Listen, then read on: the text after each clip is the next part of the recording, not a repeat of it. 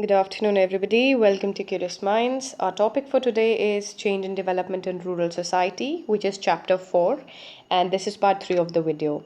This is the last part of this chapter, and before we start, if you have any doubts regarding it, do write it in the comment section. We love to hear from you people, okay? Because it is only because of you guys that we are able to reach here and we are able to provide with the kind of content we upload, okay? So, without any further ado, let's start with the topic. Now, our first topic will be circulation of labor. Let's understand circulation of labor. Now, this is one of the significant changes in rural society that is linked to commercialization of agriculture and which has been growth of migrant agriculture labor. So, see, with I already told you initially what was there. The agriculture was subsistence, like whatever you grow it for yourself. ठीक है, उसके बाद क्या हुआ है, because production surplus हो गई है and then you have lots, ठीक है, even after you keep something for your family, then also you'll have enough because you have surplus production, so then you will sell. So this commercialization of agriculture started happening. Now once commercialization of agriculture starts happening, especially after the green revolution, ठीक है, ये बहुत ज़्यादा हो गया, तो उसके साथ क्या हुआ है, growth of migrant agriculture labour. Let's understand ये कैसे हुआ. Now, the traditional bonds of patronage between laborers and tenants and landlords, जो था, it broke down. And as seasonal demand for agricultural labor increased in the prosperous green revolution regions such as Punjab, so what happened was there was this pattern of seasonal migration which emerged, in which thousands of workers circulate between their home villages and more prosperous areas where there is more demand for labor and higher wages. Let's understand. So there was this relationship between laborers, yeah, tenants and landlords. So what happened was, जब ये चीज़ें टूट गई green revolution के specially बाद, ठीक है, because I told you green revolution के साथ क्या हुआ है, मैकेनाइजेशन ऑफ जब एग्रीकल्चरल फील्ड्स हो गया है, so why would landlord spend that much money on people, on workers, ठीक है, सो उसको ज़्यादा लोगों की ज़रूरत नहीं है, but still there is this demand, क्योंकि कई चीज़ें तो यू नो जैसे हार्वेस्टिंग के लिए या किसी भी चीज़ के लिए, like every crop has a certain time period जहाँ पे इंटेंसिव लेबर इज़ रिक्वायर्ड. तो उस लेबर का जो डिमांड है, specially in the prosperous regions where जहाँ पे ग्रीन रेवोल्यूशन काम की है, ओके, तो वहाँ पे क्या हुआ है, a pattern of seasonal migration देखी गई है. Now a pattern of seasonal migration it emerged in which thousands of workers they circulated between their home villages and prosperous areas. So this is circulation of labor, when workers go from their home villages to the place where there is demand for their labor, ठीक है, and where there is higher wages also than their local hometowns, okay. So let's understand more about it. Migrant workers come mainly from drought prone areas and less productive regions. देखिए, why would you want to go to some other place? Because the place you're living in is not providing you enough, right? Maybe you're suffering from drought conditions, or maybe just the land is unproductive, maybe you're not getting enough wages, okay. तो क्या है, migrant workers जो हैं वो drought prone and less productive region से they would come and they would go to work for part of the year on farms. कहाँ पे, Punjab and Haryana, ये एरियाज़ कौन से हैं जहाँ पे ग्रीन रेवोल्यूशन काम कर रही है, ओके. या तो ब्रिकलिन्स जो यूपी में है, कंस्ट्रक्शन साइट्स वगैरह सिटीज़ में, okay. So they would go there. So this was part of the year के लिए, because there were high wages and there was much higher demand of their labor there. Now these migrant workers, they are known as they are termed as footloose labor by John Bremen. So you need to understand here is that what does this footloose labor mean? Okay, he tells that it does not imply freedom, that's for sure, okay, and basically it is that circulation only. And his study shows that landless जो workers हैं, they don't have many rights. For instance, they are usually not paid the minimum wage. See, अभी let's understand, ठीक है, a person who does not have land, imagine yourself as a big farmer, ठीक है, who wants work done. Imagine yourself to be a businessman. Now I tell you the minimum you have to pay is 10 rupees to a person, ठीक है, but जो person आ रहा है जितना वो काम कर रहा है, like you are paying 10, but the amount of work he is doing deserves 15 rupees. Will you give it? No, because you're just a businessman. You're also earning profits out of it. What does a businessman do? Earn profits. Okay? So, in fact, they're sometimes not even paid the minimum wage. Maybe the minimum wage is 10. They just paid 8 or 9 because they can be exploited easily. They don't have their homes and, So, this is how migrant labor usually, things are done for them. It should be noted here that wealthy farmers often prefer to employ migrant workers. Why? For harvesting, I told you, and other such intensive operations rather than local working class. Now, see, if you employ local working class, they will know you well, they will know the rate that should be given to them. Okay, but the wealthy farmers will likely to employ migrant workers. Why? Because migrants are more easily exploited and they can be paid lower wages. Now, just imagine if I tell you that you will have to pay me 20 rupees for the work I'll do. Okay, and somebody from outside comes and says, okay, we are in need of money, I can do that for 15. So, are you going to pay 20 to me? No. You will pay 15 to that person. So, this is what happens in migrant labor cases also. Okay, this preference has produced a peculiar pattern in some areas where the local landless laborers, they move out of their home villages, वहाँ से जाएंगे in search of work during peak agricultural seasons, while जो migrant workers हैं, they are brought in from other areas to work on local farms. So this exchange happens. यहाँ के लोग वहाँ, वहाँ के लोग यहाँ, because migrants ऐसे ही काम करते हैं. Okay, so this pattern is found especially in sugarcane growing areas. Migration and lack of job security, they create very poor working and living conditions for these workers. See, if you are doing work for 10 and somebody comes and says they'll do work for 8, what will happen? I told 20, somebody else told 15, and somebody else again, some other person comes and says they'll work for 10. Will the farmer keep you? The farmer will exactly, and I'm sure he'll not keep me because I was demanding 20 rupees. What about you? You were demanding 15. He'll not keep you also because now somebody else is there who will do the same work in 10 rupees. Understanding the kind of exploitation that can happen, which will obviously not have good consequences in their working and living conditions, right? So let's move further. Now, let's understand the concept of feminization of labor. Now, women are also emerging as main source of agricultural labor. So, इसीलिए इसको हम feminization of agricultural labor force भी कहते हैं. While women toil on the land as landless laborers and as cultivators, the prevailing patrilineal kinship system and other cultural practices that privilege male rights largely exclude women from land ownership. Now, land ownership, I am not saying कि जो land ownership है वो women को है नहीं है, that's debatable, okay, because law provides it, it's there. Let's understand. चाहे women landless laborer है या cultivator है, then also because of the kind of society we live in, because of the kinship system जो है हमारा, because of the prevalent patriarchy, okay, or the cultural practices, what happens is women are mostly excluded from ownership rights.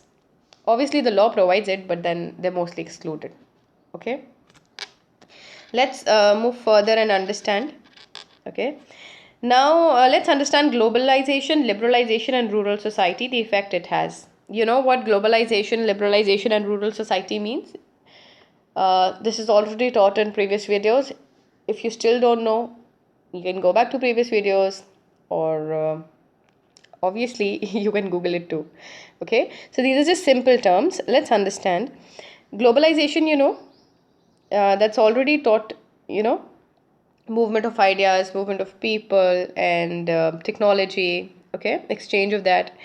And the policy of liberalization entails participation of WTO, World Trade Organization. And what does it aim to bring about? Liberalization means that there is a more free international trading system, which requires the opening up of Indian markets to imports. What did liberalization mean for India? कि we had to open our own markets, domestic markets खोलने थे for the world, okay, and एक free international trading system was to be set up in India also. मतलब we had to open our markets in short, in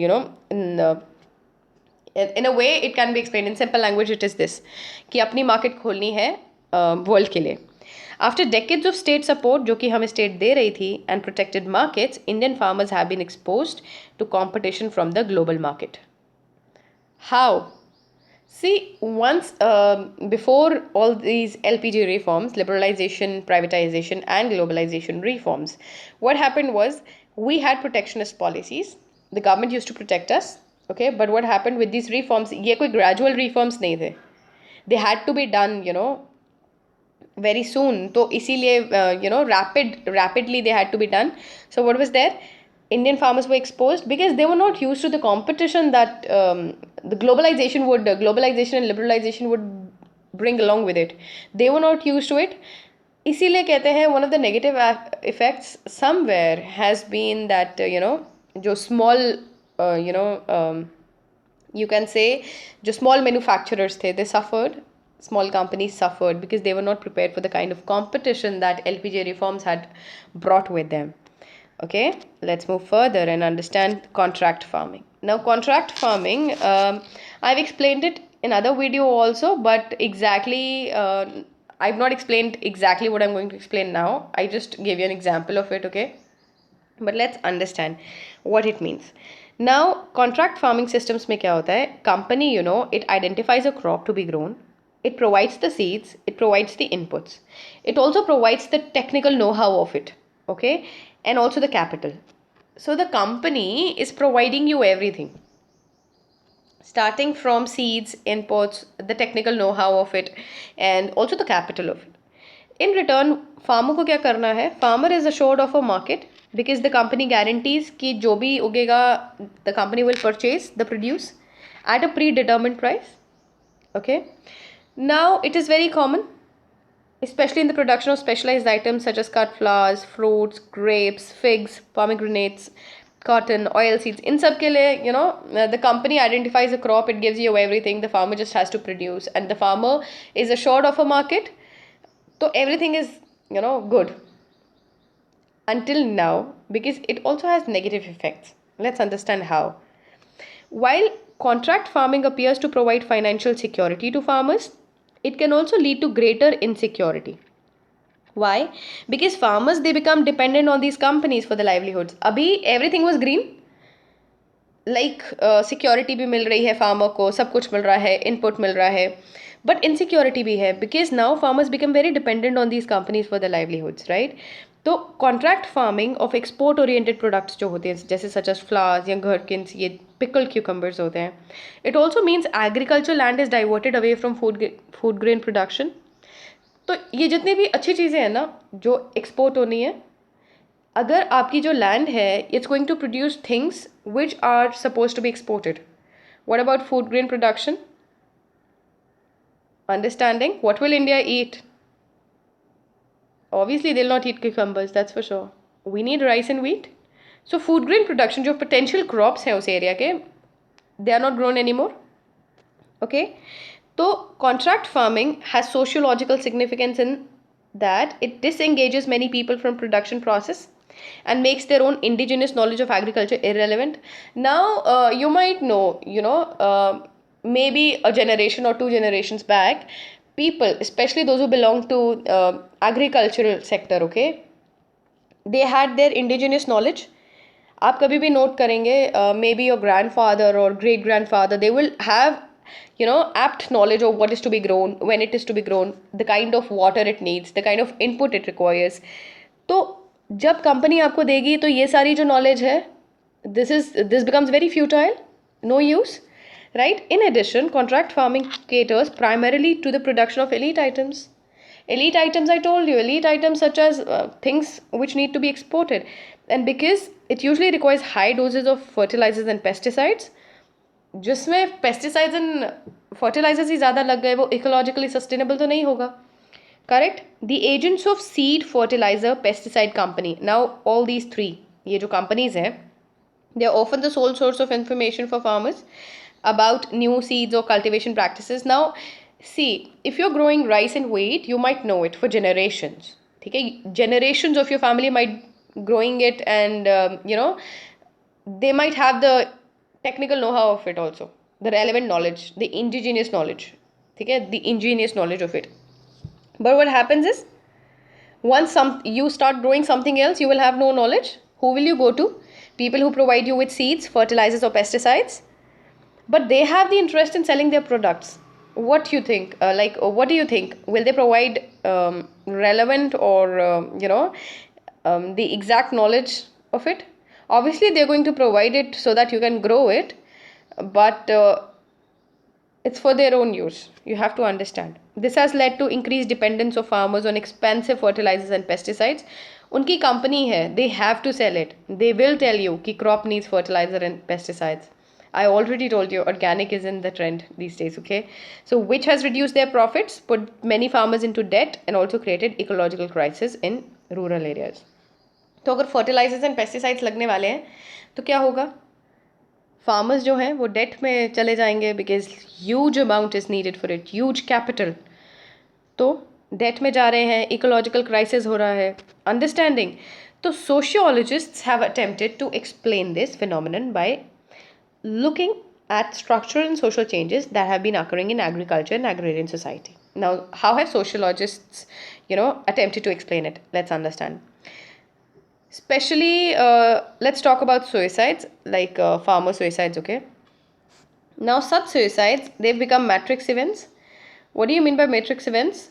Matrix, it means that there are a range of factors that, that come together to form an event. So, it's not just the debt, they have from people who provide them with money. It's not just that debt. Many things come together and they result in suicides. Many of the farmers who've committed suicides were marginal farmers, okay, who were attempting to increase their productivity, practicing green revolution methods, but still it happens.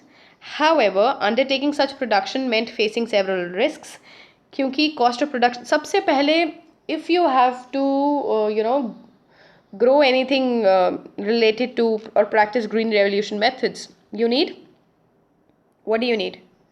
You need pesticides, fertilizers. इसके लिए वैसे भी बहुत capital लगेगा. But agriculture subsidies भी decrease हो रही हैं. Okay, cost of production increase हो रही है. Markets are not stable. Demand आज किसी और चीज़ की है, कल किसी और चीज़ की हो सकती है.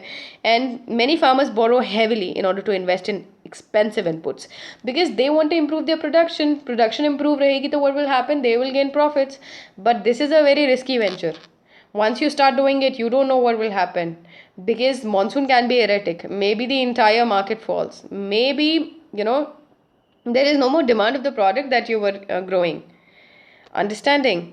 So, the loss of either the crop due to the spread of disease, या pests, या rainfall, या drought, and in some cases the lack of adequate support या market price means जो farmers हैं, they'll be unable to bear the debt burden and sustain their families. Understanding? The many things that come together. Like people say, no, the government is responsible for it. No one person is responsible for anything. Not even farmer suicides. Many things come together, okay? Such distress is compounded by changing culture in rural areas, in which increased incomes are required for marriages, dowries, and to sustain new activities, education, medical care.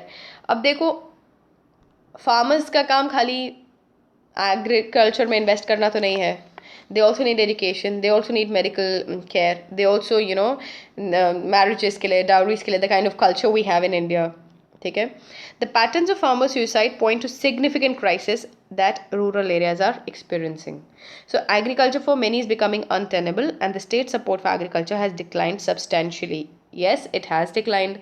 See, now on one hand, if I say कि agriculture subsidies कम है, तो let's understand it another way also. One way is this कि हाँ subsidies होनी चाहिए, but second is that subsidies are given so that you improve yourself. Understanding? Let's understand it as grace mark. If I tell you कि out of 10 I'm going to give you 2 grace marks, तो आप क्या करते हैं? If 5 is the passing mark, तो आप हर बार 3 ले आते हैं and you pass because 2 marks I give you. That is not going to happen entire life. You have to bring your performance up to 5 or 6 or 7. ठीक है? ये grace marks वाला जो concept है ना, it never works for long. तो वैसे ही subsidies काम करती हैं. It will help you, but then you will have to do much better and not be dependent on subsidies only. Okay, so in addition, agriculture issues जो हैं, they're no longer key public issues.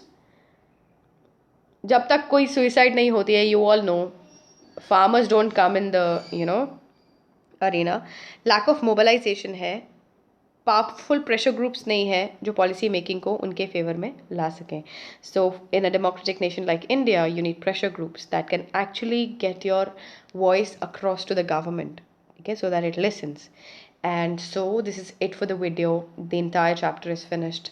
Thanks a lot, guys. Please support our channel by liking, sharing, and subscribing. And if you like it, do write it in the comment section. We'd love to hear from you guys. Stay safe, stay home, and do study hard. Thank you.